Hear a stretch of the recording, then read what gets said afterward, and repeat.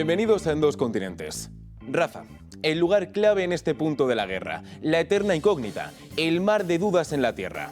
Sí, esta región en el sur de la Franja de Gaza es la principal protagonista en este momento en concreto del conflicto. El ataque o la intervención sobre la misma era una amenaza constante que planeaba sobre nuestras cabezas sin decidirse a atacar. La situación prometía ir a mejor, sin embargo. Representantes de Hamás e Israel se reunieron con el objetivo de llegar a un alto al fuego que impidiera el ataque sobre el lugar o cualquier otro punto de la franja. Sin embargo, había algo que parecía ir mal, tanto que la primera línea del ejército israelí recibió este mensaje por parte del ministro de Defensa, Yoav Gallant. Estamos viendo señales preocupantes de que Hamás no planea aceptar un acuerdo de cualquier tipo con nosotros. El significado de esto es el de una operación en Rafa y toda la Franja de Gaza en un futuro muy cercano. No, un acuerdo entre ambos lados no parecía que fuera a producirse. En absoluto, nunca, jamás. Jamás. Bien, Israel asegura que esta negativa se debe a la no predisposición de los representantes de la organización terrorista. Los medios estadounidenses no están de acuerdo. La principal tesis que se maneja es que los términos del alto al fuego son los que impiden el entendimiento entre bandos. Aparentemente, Hamás quiere un alto al fuego permanente e Israel solo temporal, ya que según fuentes gubernamentales, garantizar esta permanencia permitiría que Hamás se reagrupase y atacase a Israel de nuevo. Bueno, sea como fuere, la amenaza sobre Rafa regresó de nuevo a nuestro horizonte, a pesar de que Estados Unidos no lo aprobaba. Hablaré en nombre del secretario. Y el secretario, en su conversación con Benjamin Netanyahu ayer, dejó clara la posición de los Estados Unidos en Rafa, que es que no apoyamos una gran operación militar allí.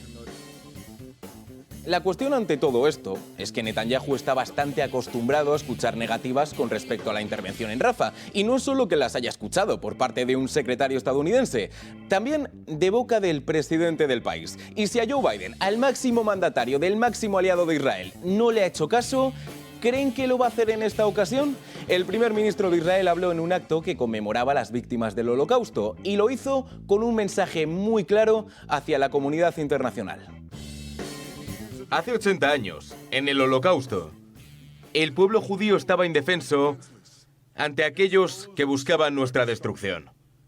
Ninguna nación vino a ayudarnos. Hoy nos volvemos a enfrentar a enemigos que buscan nuestra destrucción. A los líderes del mundo les digo, ningún tipo de presión, ninguna decisión de ningún foro internacional evitará que Israel se defienda. Si a Israel se le obliga a luchar sola, lucharemos solos. Y esa última frase que acaban de escuchar, puede que no sea una exageración. Puede que Netanyahu se esté preparando para combatir solo, especialmente viendo lo que está ocurriendo en Estados Unidos. Lo que comenzó en la neoyorquina Universidad de Columbia se ha propagado por todo el país y también por el mundo. Valencia, por ejemplo, está en esta lista, la de campus universitarios que están viviendo su propia guerra. La batalla entre dos bandos que debían convivir en perfecta armonía, los que apoyaban a Palestina y los que apoyaban a Israel, hasta que la violencia ha convertido una manifestación pacífica, algunas de ellas al menos, en todo un campo de guerra. Una guerra cuyo objetivo parecen ser los estudiantes judíos en Estados Unidos y cuya situación es tan insostenible que sí, ya ha habido intervención policial en estas universidades, sean públicas, privadas o medio-medio. Reconozco que el panorama no es demasiado optimista para el día de hoy. Y si de por sí ya es difícil encarar el comienzo de una semana pospuente, no vamos a incidir en esta negatividad.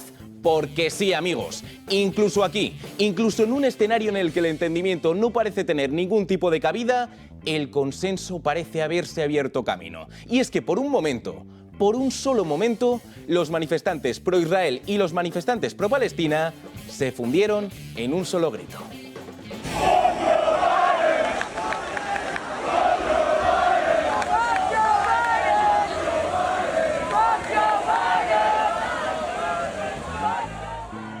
No, hombre, no. ¿Pero qué pinta ahora aquí el pobre presidente de los Estados Unidos? Si esto no va con él. Pues no del todo, amigos, porque los pro-palestinos señalaban a Biden por su mala gestión en la guerra de Gaza y los pro-israelíes han mirado hacia casa. Y ya no solo que señalen la gestión del presidente fuera, sino también en Estados Unidos. Un Joe Biden que tras pensárselo muy mucho ha condenado las protestas. Las protestas violentas no están protegidas por la ley, las pacíficas sí. La violencia va contra la ley.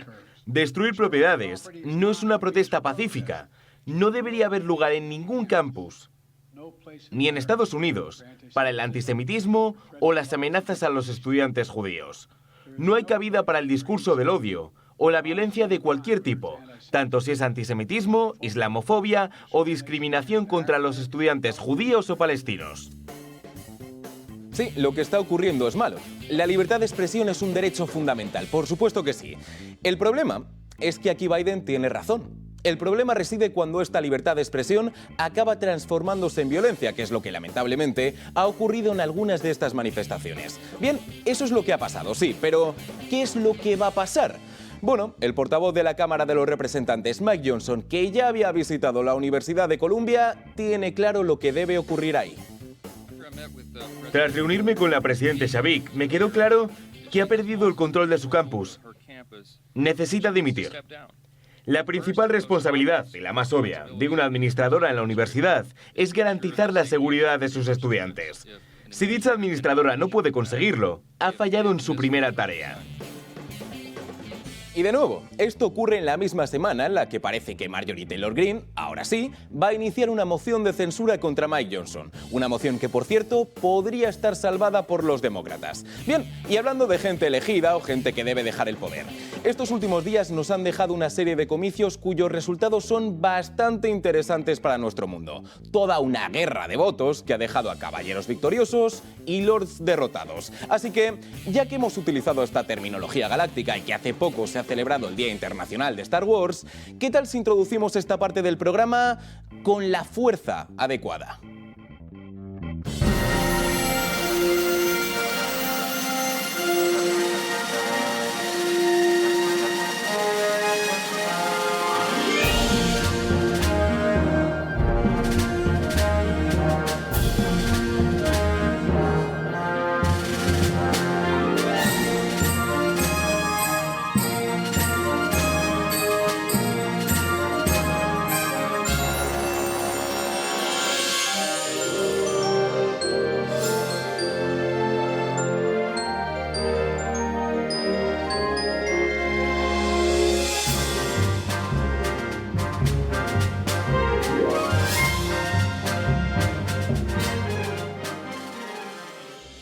Vale, hagamos la de Han. Y no me refiero a estar solo, sino a coger el halcón milenario y tomarnos una ronda de lecciones galácticas.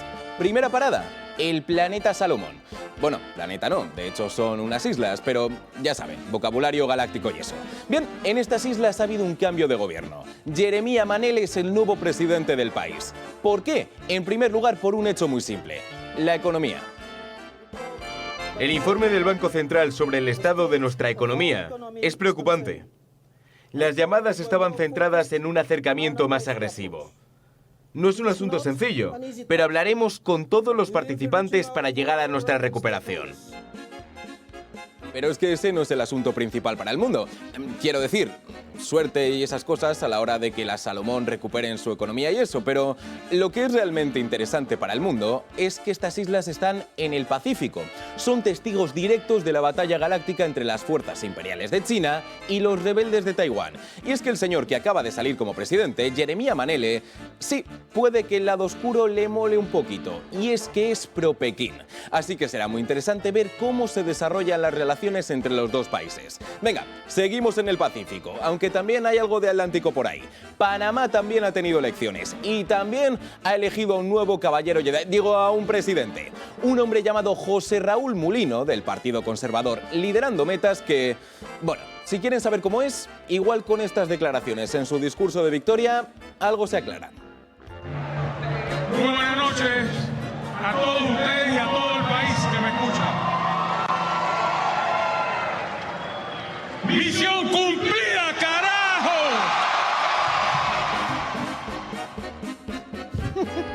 Seguro que a Óscar Puente le encanta. Bien, la historia de Mulino es interesante porque el líder de su partido, el expresidente Ricardo Martinelli, fue condenado a 10 años de prisión por una supuesta corrupción, aunque Martinelli asegura que es presa de una persecución política y que provocó que el expresidente se refugiara en Nicaragua, donde se mantiene hasta este momento y que le impidió presentarse a unas elecciones que ha ganado finalmente el que fue su ministro de Seguridad.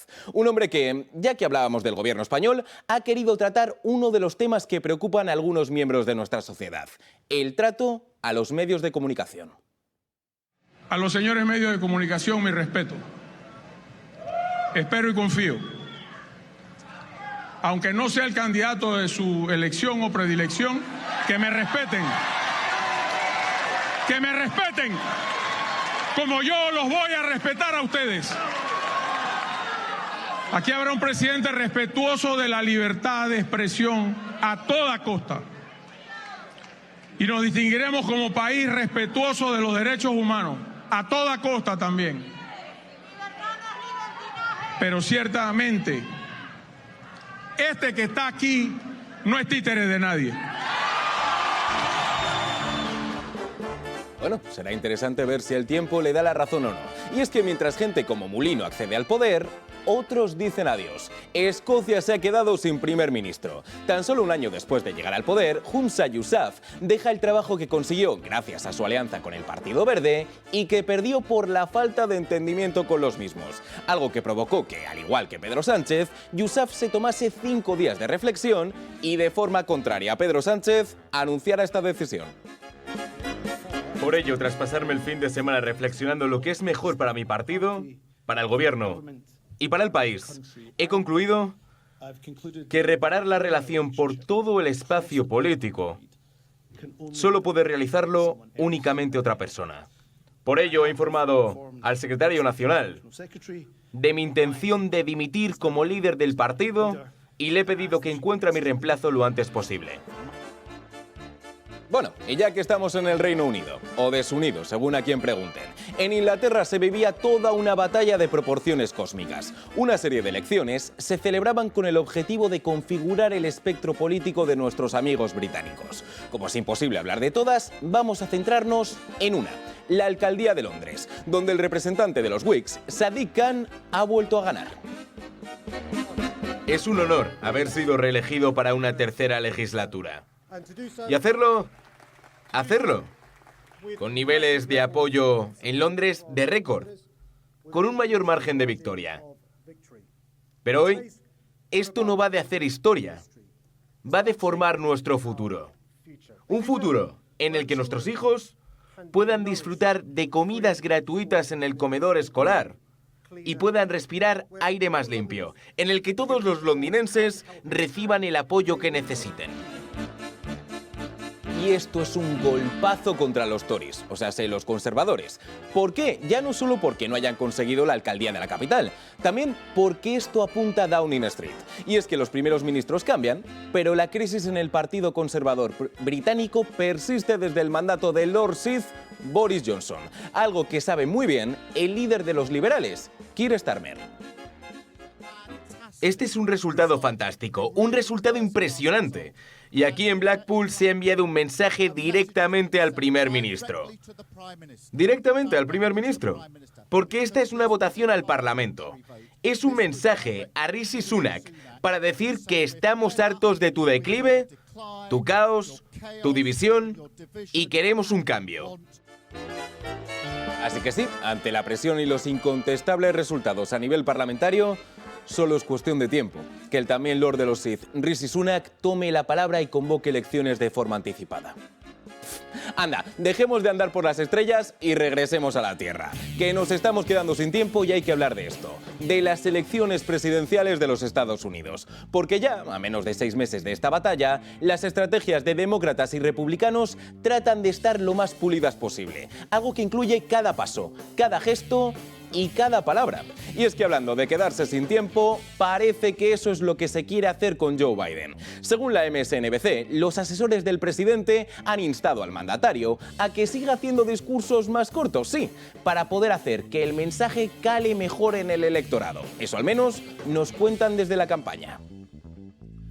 Mira, nuestra campaña cree en la calidad por encima de la cantidad. Creemos que estos toques, estas pequeñas píldoras sobre lo que está ocurriendo de cara a estas elecciones, van a ser más sencillas para que los votantes conecten con ellas y hablen de las mismas con sus amigos o sus familiares. Eso es lo que dicen. Yo tengo otra teoría, pero se lo cuento mañana en un nuevo programa de En Dos Continentes, en el que hablaremos de Estados Unidos y todo lo que ocurre a su alrededor. Solo aquí, en El Toro Televisión. Hasta entonces.